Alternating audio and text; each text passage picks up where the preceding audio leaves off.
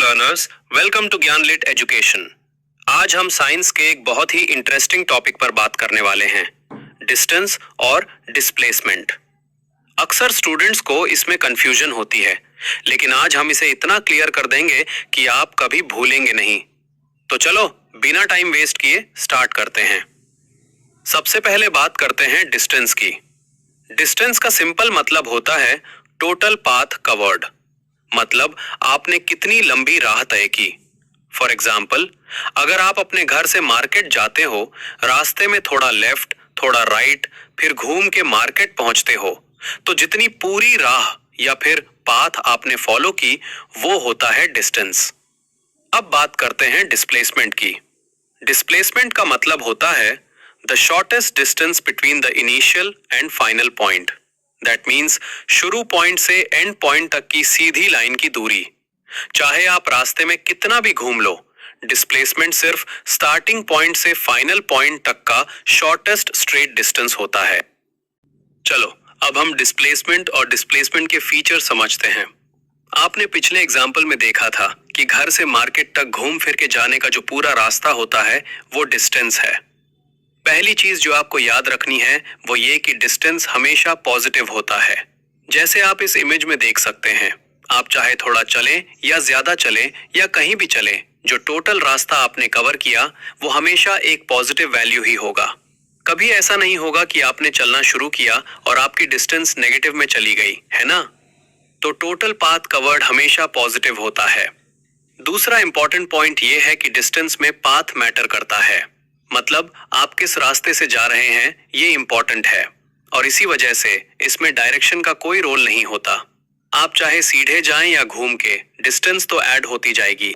जैसे इस इमेज में, अगर आप एक गोल चक्कर लगाकर वापस उसी जगह आ जाओ तो भी आपने एक डिस्टेंस कवर की है। और क्योंकि इसमें सिर्फ मैग्नीट्यूड यानी कि कितना चले यही इंपॉर्टेंट है, डायरेक्शन नहीं, इसलिए हम इसको स्केलर क्वांटिटी कहते हैं। और हाँ, डिस्टेंस की एसआई यूनिट यानी कि इसको नापने की यूनिट है मीटर, और इसे डिनोट किया जाता है एम से। तो जब भी आप डिस्टेंस की बात करते हैं तो मीटर्स में करते हैं, जैसे 10 मीटर, 50 मीटर एक्सेट्रा। अब आते हैं हमारे दूसरे हीरो पर, डिस्प्लेसमेंट। याद है ना, डिस्प्लेसमेंट वो सीधा रास्ता था घर से मार्केट तक का। अब इसके फीचर्स देखते हैं। डिस्प्लेसमेंट का सबसे अलग फीचर ये है कि ये पॉजिटिव, जीरो या नेगेटिव भी हो सकता है। कैसे? चलिए देखते हैं। अगर आप आगे की तरफ जा रहे हैं तो पॉजिटिव, अगर आप वापस उसी पॉइंट पर आ गए जहां से शुरू किया था तो डिस्प्लेसमेंट जीरो हो गया, क्योंकि आपकी स्टार्टिंग और एंडिंग पोजीशन एक ही है। और अगर आप अपनी स्टार्टिंग पॉइंट से पीछे चले गए तो डिस्प्लेसमेंट नेगेटिव हो सकता है। बहुत इंटरेस्टिंग है ना? दूसरा बड़ा अंतर है कि डिस्प्लेसमेंट में डायरेक्शन इंपॉर्टेंट होती है। क्योंकि ये स्ट्रेट लाइन डिस्टेंस है from start to end point, तो डायरेक्शन बताना जरूरी है। आप किस दिशा में कितनी दूर गए, जैसे इस इमेज में दिखाया गया है। अगर आप घर से मार्केट तक ईस्ट में 100 मीटर गए तो डायरेक्शन मेंशन करना होगा। और क्योंकि इसमें मैग्नीट्यूड कितना और डायरेक्शन किस दिशा में दोनों होते हैं, इसलिए हम इसको वेक्टर क्वांटिटी कहते हैं। और डिस्प्लेसमेंट की एसआई यूनिट भी डिस्टेंस की तरह मीटर ही होती है, तो नापते इसको भी मीटर्स में ही है। बस फर्क इतना है कि इसमें डायरेक्शन भी ऐड हो जाती है। चलो एक और बढ़िया एग्जांपल लेते हैं। आप ग्राउंड पर चल रहे हो, 30 मीटर ईस्ट फिर 30 मीटर वेस्ट आ गए। Distance is equal to 30 + 30 is equal to 60 metres. Displacement start और एंड दोनों सेम जगह है, 0 मीटर। एक और एग्जांपल, अगर आप अपने घर से स्कूल जाते हो 2 kilometre long zigzag road follow करके, तो 2 किलोमीटर हो गया डिस्टेंस। पर घर से स्कूल अगर स्ट्रेट लाइन मैप में देखें तो वो 1.2 किलोमीटर हो सकता है।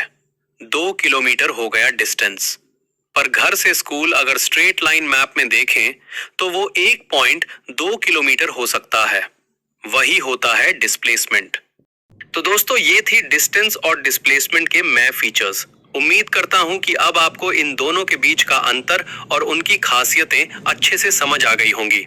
याद रखना, डिस्टेंस हमेशा पॉजिटिव, पाथ मैटर करता है, स्केलर है, जबकि डिस्प्लेसमेंट पॉजिटिव, जीरो या नेगेटिव हो सकता है।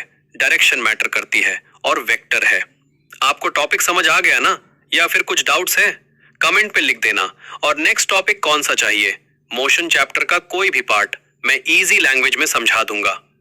अगर आपको ये वीडियो पसंद आया तो इससे लाइक करना मत भूलना, अपने दोस्तों के साथ शेयर करो और चैनल को सब्सक्राइब जरूर करो। मिलते हैं नेक्स्ट वीडियो में। Keep learning, keep growing.